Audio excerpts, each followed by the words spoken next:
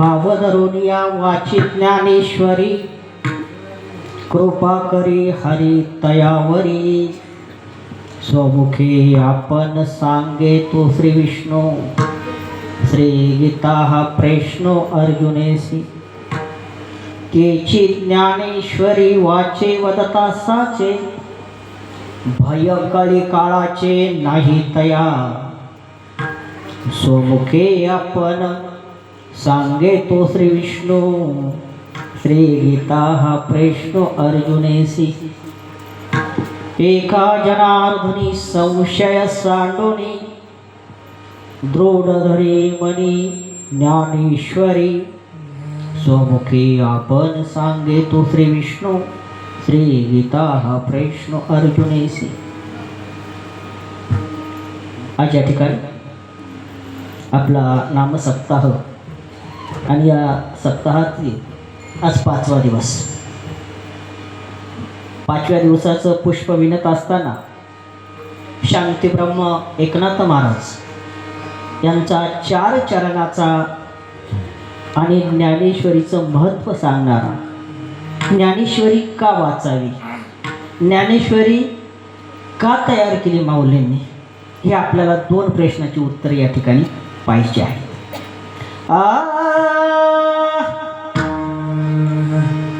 ए दुःख भंजन मारुती नंदन ए दुःख भंजन अंजनी नंदन सुन लो मेरी पुकार पवन सुत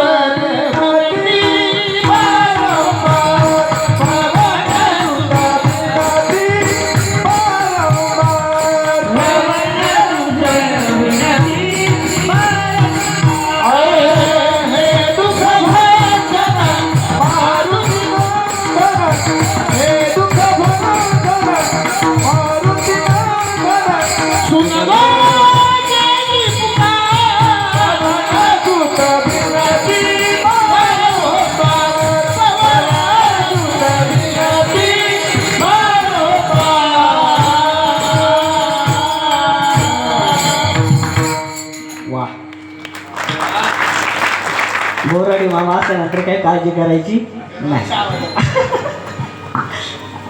आज या ठिकाणी आपल्या या नामसप्ताहाच्या निमित्तानं निवडलेला अभंग जगत शांतीब्रह्म एकनाथ महाराजांचा आहे आणि या नामसप्ताहाच्या निमित्तानं आज या ठिकाणी तसं पाहिलं तर आपल्या परिसरातील गायन कोक्या म्हणावं लागेल नाही का, आणि एकदम खरं वैभव मुकुंद काका बोराडे यांचे मी या ठिकाणी हार्दिक अभिनंदन करतो, आभार मानतो। त्यानंतर गेली सलग आपल्या आता एक दुसरा सप्ताह आहे नामसप्ताह, त्यानिमित्ताने गोकुळजी महाराज नागरे खूप जोडी जमलेली आमच्यावाली तशी, त्यांचे मी या ठिकाणी आभार मानतो।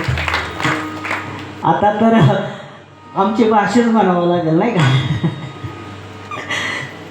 ज्यांना मुलगी देऊन आम्ही उपकृत केलंय आपल्या गावचं वैभव आणि कृष्णचंद्र वारकरी शिक्षण संस्थेचे संस्थापक सोमनाथ महाराज भोर यांचे या ठिकाणी मी अभिनंदन करतो। आज मला लाभ झाला यांचा।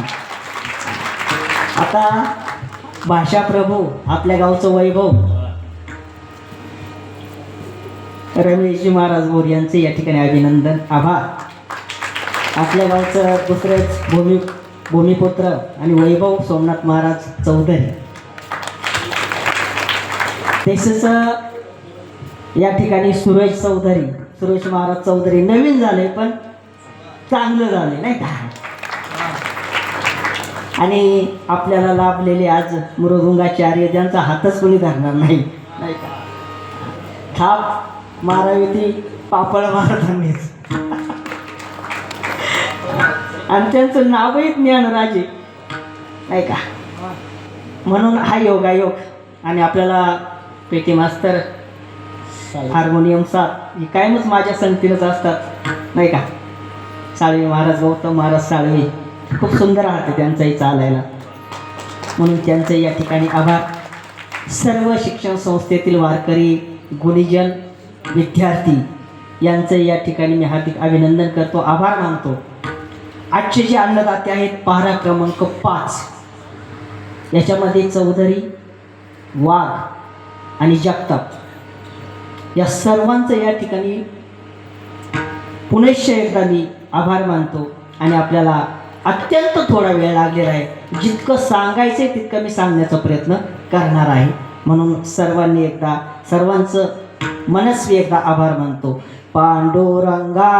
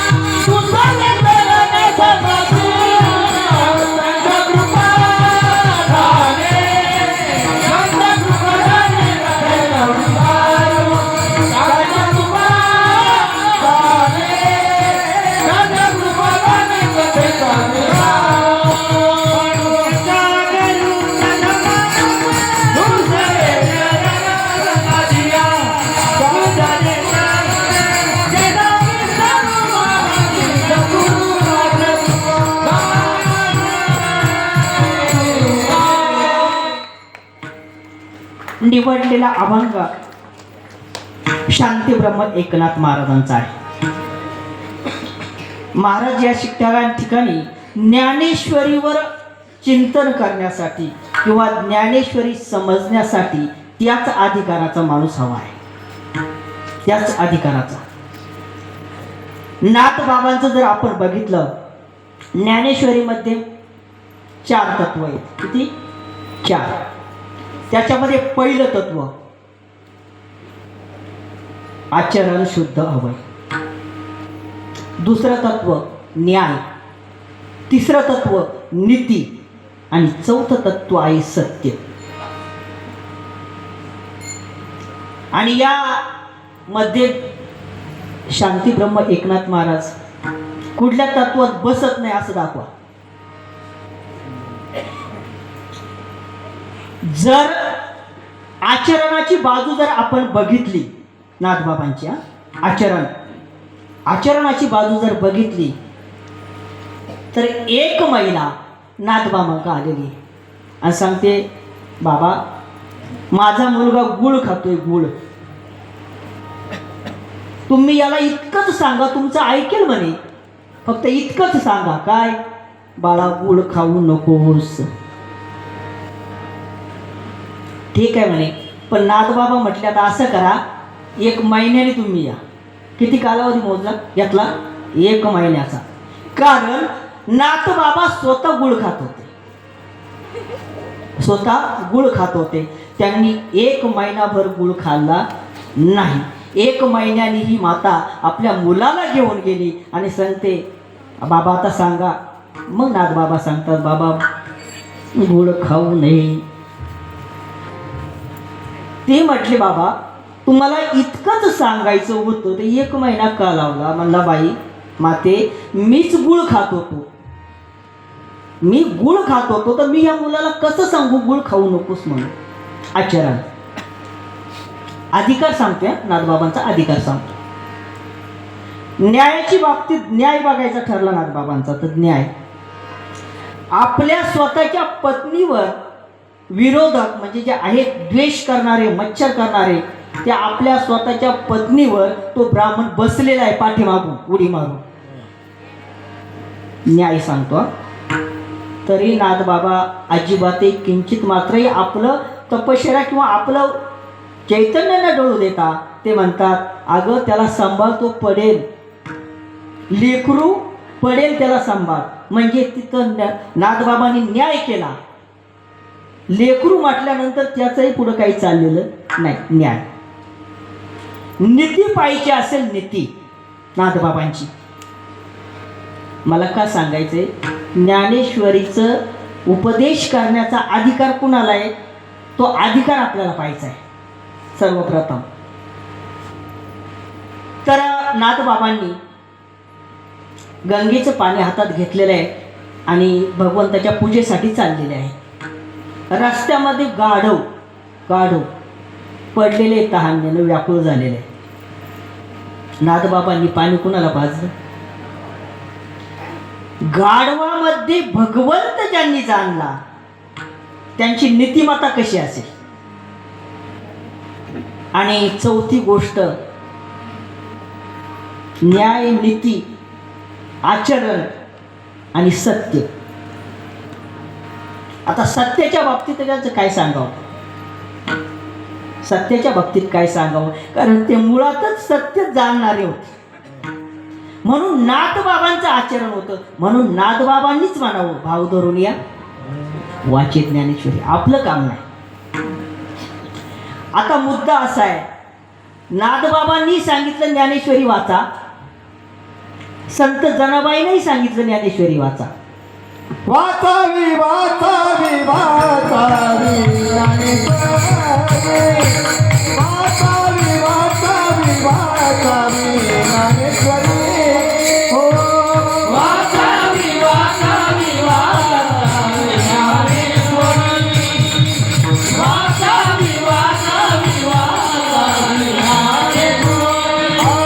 डोळा पहावी पंढरी, डोळा पहावी पंढरी, डोळा पहावी पंढरी, डोळा पहावी पंढरी, डोळा पहावी पंढरी, डोळा पहावी पंढरी, डोळा पहावी पंढरी, डोळा पहावी पंढरी. वाचावी वाचावी वाचावी ज्ञानेश्वरी, वाचावी वाचावी वाचावी ज्ञानेश्वरी,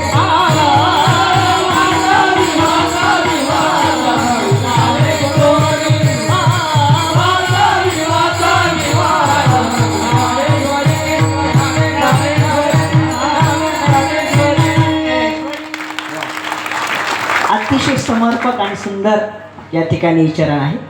वाचावी ज्ञानेश्वरी, डोळा पहावी पंढरी.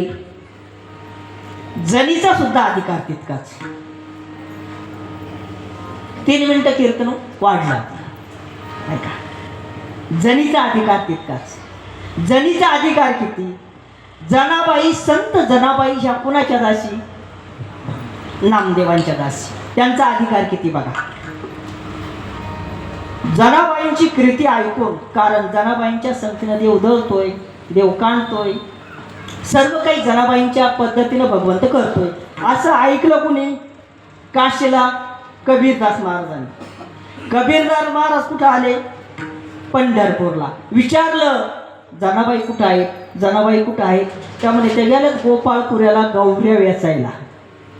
आलं का लक्षात? गौरी आणि गोवऱ्या वेचण्यासाठी गेल्यात म्हटल्यानंतर आपले कबीरदास महाराज गोपाळपुऱ्याला चाललेत पाहायला. त्या ठिकाणी काय झालं होतं? जनाबाईच्या गौऱ्या चोरल्या होत्या. जनाबाईच्या गौऱ्या दुसऱ्या महिलाने चोरल्या होत्या आणि दोघींचं भांडण चालू होतं. भांडण इतकं कडाक्याचं.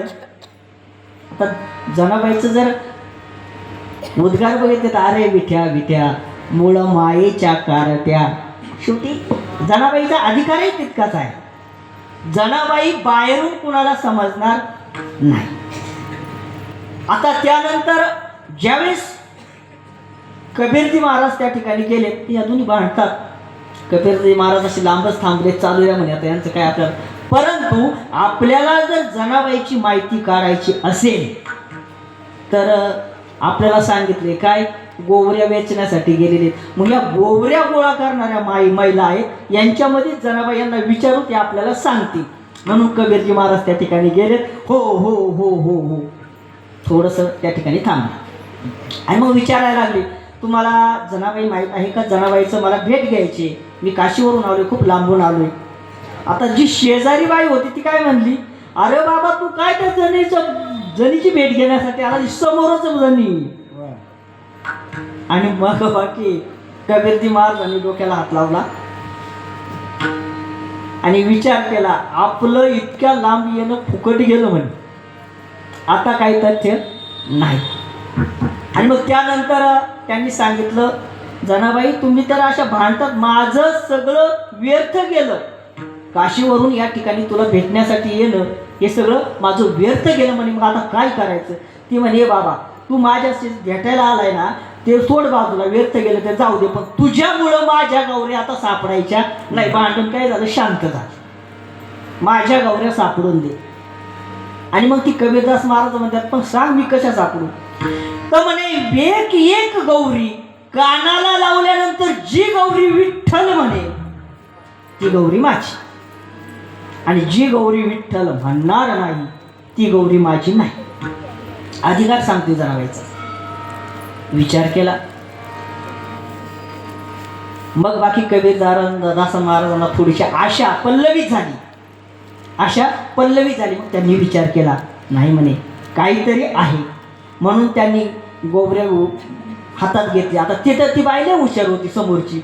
तिनं खाली तिच्या गौऱ्या, जनाबाईच्या गौऱ्या मध्ये, आणि तिच्यावर परत तिच्या गौऱ्या टाकल्या होत्या. म्हणून कबीरदास महाराज, गौरी घे, कानाला लाव, काय नाही, बाजूला ठेव कवळी. आणि असं करता करता त्या गौऱ्या संपल्या. जनाबाईची गौरी हाताला आली आणि कानाला लावली तर काय म्हणायला लागली ती, विठ्ठल विठ्ठल विठ्ठल. अशा पद्धतीनं कबीरदास महाराजांना तो बाकी अंदाज कळाला आणि गौऱ्या बाजूला काढल्या. त्यांनी साष्टांग लोटांगण घातलं झाले.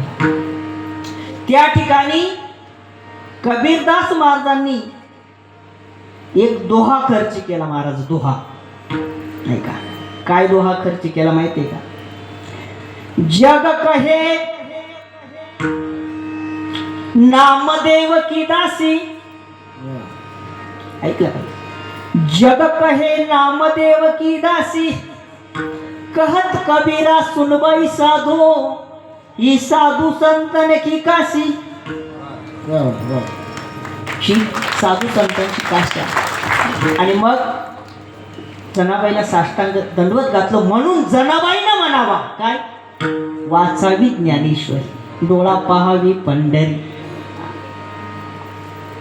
त्यानंतर तिसरे महात्मा मी सांगतो, नामदेव महाराज. नामदेव महाराजांचा अधिकार, कारण त्यांनी सुद्धा सांगितले, गीता अलंकार, नाम ज्ञानेश्वरी, ब्रह्मानंद लहरी प्रगट केली,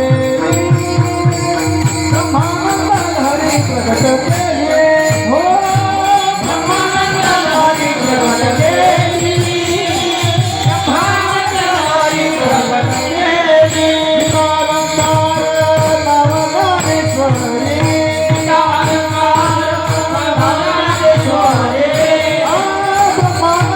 लहरी प्रगट केली.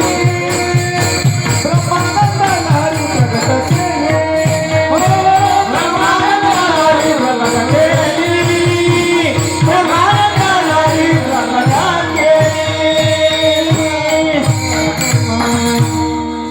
केली, गीता अलंकार नाम ज्ञानेश्वरी, ब्रह्मानंद लहरी प्रकट केली. कुणीच म्हणावं, नामदेव महाराजांनी. का नामदेव महाराजांचा अधिकार? का नामदेव महाराजांचा अधिकार तोही सांगून टाकतो. चला, संत ज्ञानोबा राय आणि नामदेव महाराज तीर्थयात्रा करत करत चाललेले आहेत आणि एक ठिकाणी विहीर आहे. त्या विहिरीच्या ठिकाणी त्या विहिरीतलं पाणी संपलेलं आहे. फक्त काहीतरी खड्ड्यामध्ये एक पाणी आहे थोडंसं आणि तहान लागलेली आहे. ज्ञानोबा राय आणि नामदेव राय. ज्ञानोबा राय म्हणतात, नामदेवा पाणी प्यायचंय. नामदेव म्हणतात, मला पण तहान लागलेली, मला सुद्धा पाणी प्यायचंय. मग असं कर, मी माझ्या सामर्थ्याने पाणी पिऊन येतो, तू तुझ्या सामर्थ्याने पाणी पी. नामदेव महाराजांचा अधिकार.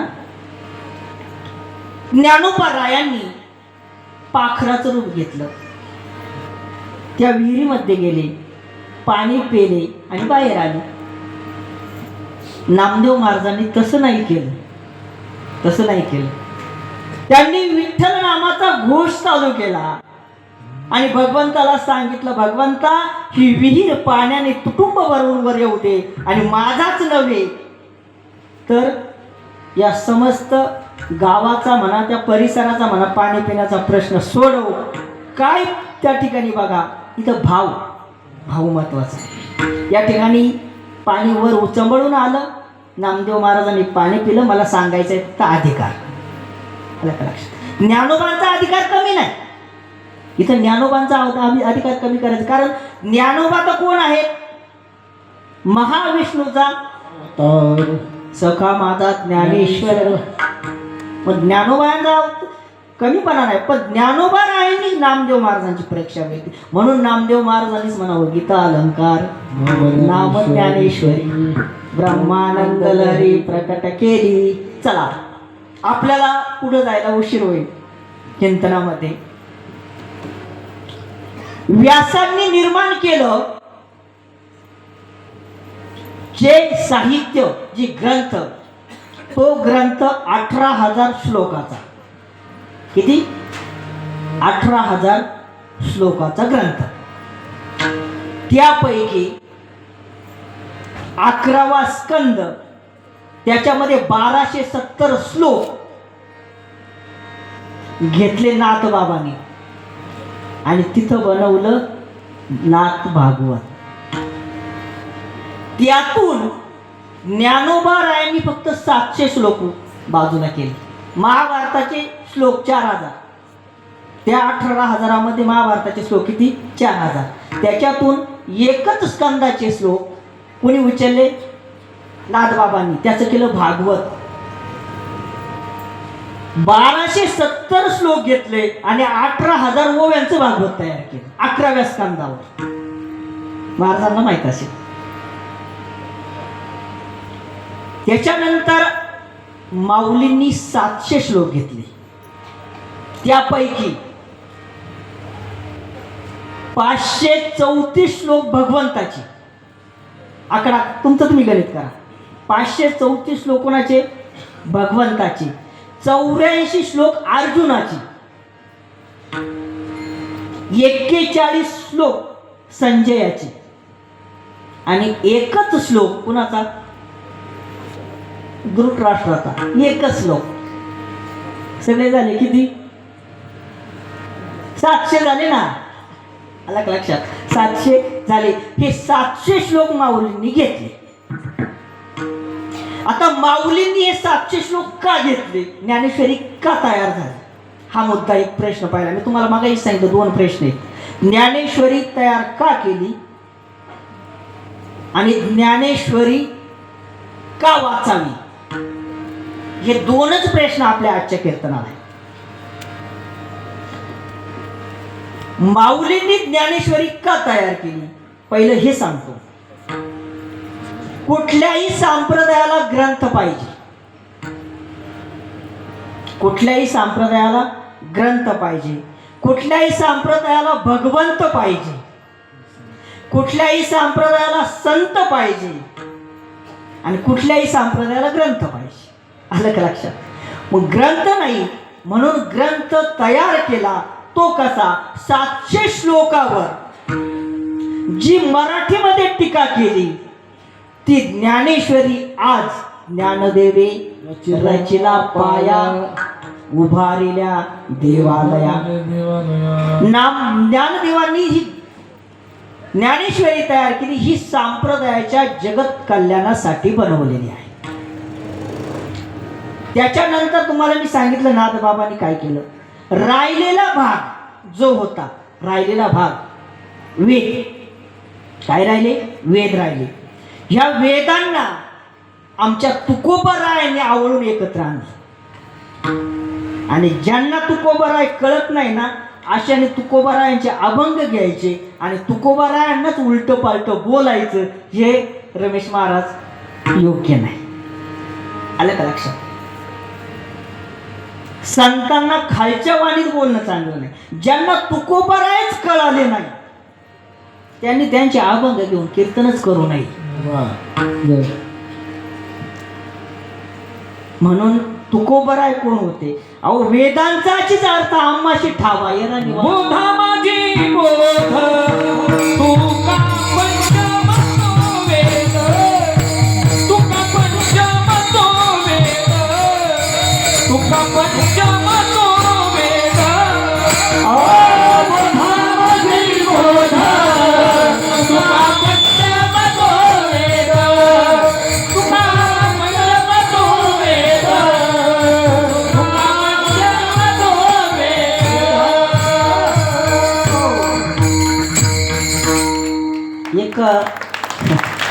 दृष्टांत आठवला महाराज, तुम्ही सांगितलं, तुम्ही एक चरण उच्चारल्यामुळे दृष्टांत आठवला.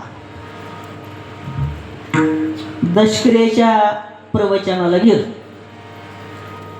आणि दशक्रियेच्या प्रवचनाला गेल्यानंतर गेलेली व्यक्ती ही कशी हे आपल्याला माहित नाही. नवीन कीर्तनकार जे तुम्ही होणार आहे, लक्षात ठेवा बरं का, तुमच्या अनुभवासाठी अनुभवासाठी गेलेली व्यक्ती कशी आहे माहित नाही. कीर्तनकाराला इथं खोटं बोलावं लागतं. बरोबर आहे की नाही?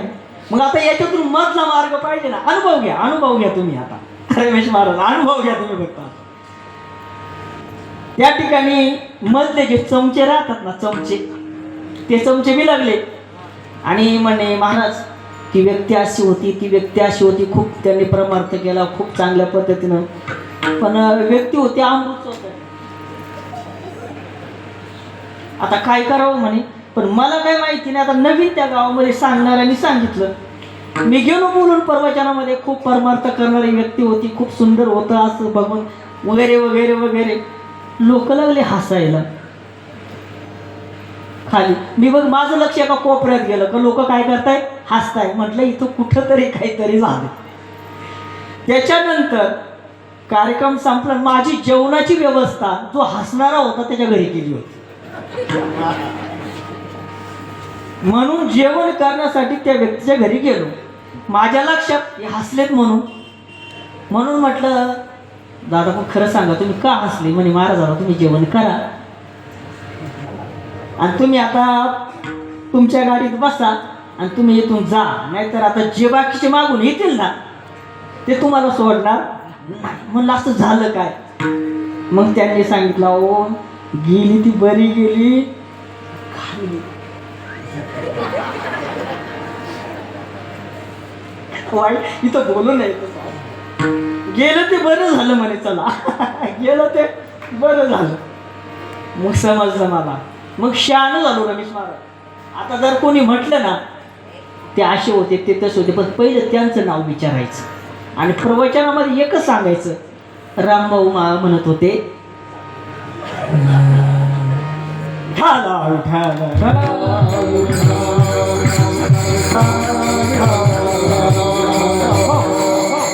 सांगायचं काय. आचार्याने तर त्या ठिकाणी म्हटलं, लक्षात आलं माझ्या. कारण नामदेव महाराजांची ताकद खूप आहे.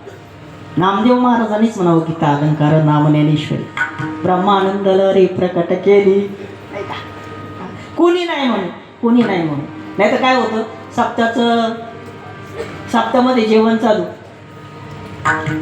ज्ञान पुढचं सांगतो मी, काळजी करू नका, टायमिंग मध्येच सोडणार आहे. आता सप्त्यामध्ये जेवण चालू आहे आणि जेवण चालू असताना एक जण चमच्या हातामध्ये 4 सोन्याच्या अंगठ्या. किती? 4. इकडे वाढ, हे बाळा तिकडे वाढ. नागन दादागिरी करायचं. वाढणारे वाढत होते पण सांगणारं ऐकतच नव्हतं. हातामध्ये ते कशाच्या जोरावर, 4 अंगठ्यांच्या जोरावर. हातात 4 अंगठ्या ना. त्याच्यातून एक म्हातारं वाढायचं काम चालू आहे. एक म्हाताऱ्याने बघितलं, एक बाजूला म्हणलं वांगच आलं नाही. कारण आज मसाला वांगे म्हणून सांगितलं. कसं काय मानलं, वांगेच आले नाही म्हटले. एक बाजूला म्हटला तू काय बोलतो म्हणे, तो हात कशाला मिरवतो इकडे तिकडे. ते वांगे नाही आले म्हणला, वांगे. तर त्याच्या हातामध्ये त्या 4 अंगठ्या नाही, अशा 10 अंगठ्या होत ना, असं कडं होत. हे जाग्यावर थंड झालं. जाग्यावर सांगायचं काय, अतिशयोक्ती कधी कधी नडते. म्हणून पूर्ण विचार करूनच चिंतन किंवा बोलावं. आणि जो संतांनी मार्ग दिलाय ना त्याच मार्गाने जावं. मार्ग लावून गेले आधी